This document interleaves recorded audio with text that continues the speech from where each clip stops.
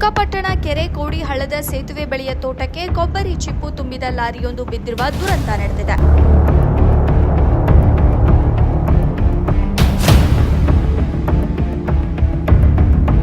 ಶುಕ್ರವಾರ ಬೆಳಗಿನ ಜಾವದ ಸುಮಾರಿನಲ್ಲಿ ತೆಲಂಗಾಣ ಕಡೆಯ ಲಾರಿ ರಸ್ತೆ ಕಿರಿದಾಗಿದ್ದ ಕಾರಣದಿಂದ ತೋಟಕ್ಕೆ ಪಲ್ಟಿ ಹೊಡೆದು ಬಿದ್ದಿದೆ.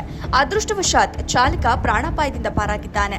ರಸ್ತೆ ಎತ್ತರದಲ್ಲಿದ್ದು ತೋಟ 7 ರಿಂದ 8 ಅಡಿ ಆಳದಲ್ಲಿ ಇದ್ದ ಕಾರಣ ಲಾರಿ ಸಂಪೂರ್ಣವಾಗಿ ಜಖಂಗೊಂಡಿದೆ.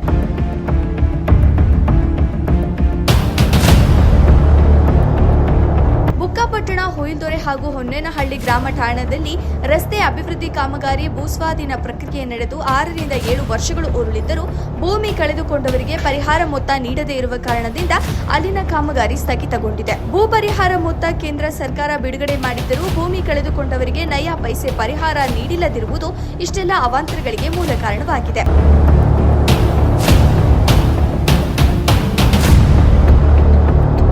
ರಾಷ್ಟ್ರೀಯ ಹೆದ್ದಾರಿ ಪ್ರಾಧಿಕಾರದ ಅಧಿಕಾರಿಗಳು ಇನ್ನಾದರೂ ಎಚ್ಚೆತ್ತುಕೊಳ್ಳಬೇಕಾಗಿದೆ. ನಿರಂತರ ಅಪಘಾತಗಳು ನಡೆಯುತ್ತಿದ್ದರೂ ತಮಗೂ ಇದಕ್ಕೂ ಸಂಬಂಧ ಇಲ್ಲವೇನೋ ಎಂಬಂತೆ ನಡೆದುಕೊಳ್ಳುತ್ತಿರುವುದು ಖಂಡನೀಯವಾಗಿದೆ. ವರದಿ ಫೈರೋಜ್ ಪಾಷಾ, ಬುಕ್ಕಾಪಟ್ಟಣ.